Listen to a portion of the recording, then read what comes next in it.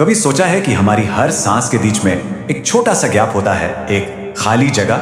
और क्या हो अगर मैं कहूं कि उसी खाली जगह में मौत को भी मात देने का सबसे बड़ा राज छुपा है। तो चलिए आज पता लगाते हैं कि कैसे हमारी अपनी सांसें ही अमरता की चाबी हो सकती हैं। और यही है आज का हमारा सबसे बड़ा सवाल।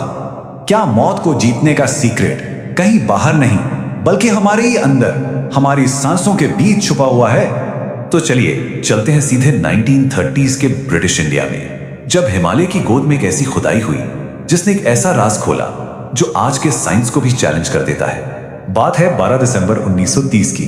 कुछ ब्रिटिश आर्कियोलॉजिस्ट को ना एक बंद संदूक मिला। उन्हें क्या लगा, भाई सोना होगा, कोई पुरानी मूर्ति होगी।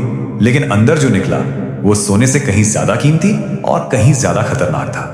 चमड़े के पन्नों पर लिखी एक रहस्यमयी मैन्युस्क्रिप्ट। अब जब उस मैन्युस्क्रिप्ट को डिकोड किया गया तो सबके होश उड़ गए। पता चला कि ये कोई आम पूजा पाठ की किताब नहीं थी। इसे एक कोड नेम दिया गया, द ब्रेथ कोड, मतलब सांसों का कोड। और आप इसकी इंपॉर्टेंस का अंदाजा इसी बात से लगाइए कि मिलते ही इसे तुरंत टॉप सीक्रेट क्लासिफाई कर दिया गया, मतलब दुनिया की नजरों से एकदम गायब। पर क्यों? ऐसा क्या था उसमें? वजह थी उस डॉक्यूमेंट की पहली ही लाइन, जिसमें लिखा था, इंसान अपनी सांसों की गिनती लेकर पैदा होता है, लेकिन जो इस कोड को जान लेगा वो अपनी गिनती को रोककर खुद वक्त को भी जीत सकता है। अब उस टीम में एक इंडियन स्कॉलर भी थे, पंडित राम शरण। जैसे ही उन्होंने उसे पढ़ा वो समझ गए कि ये तो विज्ञान भैरव तंत्र का एक खोया हुआ चैप्टर है, मतलब चेतना और सांस से जुड़ी हुई प्राचीन टेक्निक्स की एक किताब। और फिर उन्होंने चुपचाप इसका अभ्यास शुरू कर दिया। और इसके बाद जो हुआ वो हैरान करने वाला था। पंडित राम शरण में अजीब बदलाव आने लगे। उनकी भूख प्यास ही खत्म हो गई। चेहरे पर एक अलग ही चमक आ गई। उन्होंने दावा किया कि इस शरीर को बायो एनर्जी का पावर हाउस बनाया जा सकता है। अब ये सब देखकर ब्रिटिश ऑफिसर तो डर गए। उन्हें लगा ये कोई काला जादू है। और फिर आई वो रात, 14 दिसंबर 1930, जब कहानी अपने क्लाइमैक्स पर पहुंची। टीम का leader major Stevens Pandit Ram शरण से भिड़ गया। सोचिए, उस रात टेम्परेचर था -10 डिग्री सेल्सियस और पंडित जी एक पहाड़ की चोटी पर बैठे थे और उनके शरीर से पसीना बह रहा था। यह साफ संकेत था उनके अंदर पैदा हो रही जबरदस्त एनर्जी का। मेजर ने गुस्से में जैसे ही उन्हें छुआ, उसे बिजली का एक जोरदार झटका लगा। तब पंडित जी ने आंखें खोली और जो कहा वो सुनने लायक है। उन्होंने कहा, तुम ये कागज तो चुरा सकते हो मेजर, पर उस सांस को कैसे चुराओगे जो हवा में नहीं बल्कि तुम्हारे ही अंदर के शून्य में छुपी है। अगली सुबह वो पांडुलिपि गायब थी। ब्रिटिश रिकॉर्ड्स में लिखा है कि वो जल गई, लेकिन सच शायद कुछ और ही था। एक ऐसा सच जिसे जानबूझकर दुनिया से छुपा दिया गया।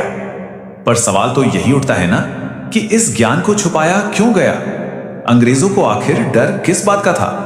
डर इस बात का था कि अगर उस वक्त भारत के लोगों को पता चल जाता कि उनके ही पूर्वजों के पास अनलिमिटेड एनर्जी का साइंस था, तो उन्हें गुलाम बनाकर रखना नामुमकिन हो जाता। आप ही सोचिए, एक ऐसा इंसान जिससे ना भूख लगे, ना प्यास, ना थकान, क्या उसे कोई जंजीरों में बांध सकता है? कभी नहीं। लेकिन सच को ज्यादा दिन तक फाइलों में बंद नहीं रखा जा सकता। उस कोड का कुछ हिस्सा लीक हो ही गया और उसी से हमें प्राण और शरीर के एनर्जी चैनल्स के पीछे का विज्ञान पता चला। देखिए, हमारे शरीर में सांस के दो मेन रास्ते हैं। एक है हमारी बाईं नाक यानी इड़ा नाड़ी, ये चंद्र ऊर्जा से जुड़ी है जो बॉडी को ठंडा रखती है। और दूसरी है दाईं नाक यानी पिंगला नाड़ी, ये सूर्य ऊर्जा का सिंबल है जो शरीर में गर्मी पैदा करती है। अब इन दोनों के बीच में एक सेंट्रल चैनल है, सुषुम्ना नाड़ी, जो हमारी रीढ़ की हड्डी के साथ साथ चलती है। इसे ऐसे समझिए जैसे शिवजी का त्रिशूल, एक तरफ इड़ा, दूसरी तरफ पिंगला और बीच में सुषुम्ना। और कहते हैं कि जब प्राण ऊर्जा इस बीच वाले चैनल में बहती है तब वक्त मानो रुक सा जाता है। और इस स्टेट तक पहुंचने की चाबी है केवल कुंभक, जिसे डेड जोन भी कहा गया। ये सांसों के बीच का वो गैप है, वो खालीपन जहां कोई सोच नहीं, कोई मैं या मेरा नहीं। और जब मैं ही नहीं तो मौत किसकी होगी? तो उस कोड से एक बहुत ही सिंपल लेकिन जबरदस्त पावरफुल टेक्निक सामने आई। इसे शिव बीट कह सकते हैं। ये अपनी सांस को यूनिवर्स की रिदम के साथ सिंक करने की एक टेक्निक है। इसका रेशियो है 1:4:2। मतलब अगर आप 4 सेकंड तक सांस अंदर लेते हैं तो उसे 16 सेकंड तक होल्ड करना है और फिर 8 सेकंड में धीरे धीरे बाहर छोड़ना है। लेकिन सिर्फ सांस लेना छोड़ना नहीं है, साथ में विजुलाइज भी करना है। जब सांस अंदर लें तो महसूस करें कि एक सफेद एनर्जी रीढ़ की हड्डी से ऊपर उठ रही है। जब सांस रोकें तो फील करें कि वो एनर्जी आपकी तीसरी आंख पर एक धमाके की तरह कॉन्सेंट्रेट हो रही है। और जब सांस छोड़ें तो सोचें कि ये एनर्जी शरीर के हर एक सेल को एक नई जिंदगी दे रही है। अब इसके पीछे का लॉजिक बहुत सिंपल है। जरा सोचिए, कछुआ 1 मिनट में सिर्फ 4 बार सांस लेता है और 300 साल तक जीता है। वहीं एक कुत्ता जो 1 मिनट में 24 बार सांस लेता है, उसकी उम्र बस 10-12 साल होती है। हिसाब एकदम साफ है, जितनी धीमी और गहरी सांसें उतनी ही लंबी जिंदगी। लेकिन उस कहानी का आखिर हुआ क्या? खैर, उस रात के बाद पंडित रामशरण को फिर कभी किसी ने नहीं देखा। मेजर स्टीवेंस ने पूरा पहाड़ छान मारा, लेकिन उनका कोई नामो निशान नहीं मिला। बस एक चीज को छोड़कर, जिस चट्टान पर पंडित जी बैठे थे ना, उस पर खुदा हुआ था शिवो हम। इसका मतलब है ना मैं ये शरीर हूं, ना ही ये इंद्रियां, मैं शिव हूं। मैं ही वो अनंत ऊर्जा हूं। पंडित रामशरण ने वो कोड अनलॉक कर लिया था और वो शरीर के बंधन से आजाद हो गए। उनकी कहानी हमें बस यही याद दिलाती है कि ये पावर सिर्फ पुरानी किताबों या हिमालय की गुफाओं में नहीं है, ये हम सबके अंदर है, हमारी हर एक सांस में। सवाल बस इतना सा है कि क्या हम अपनी ही सांसों में छिपे इस कोड को अनलॉक करने के लिए तैयार हैं?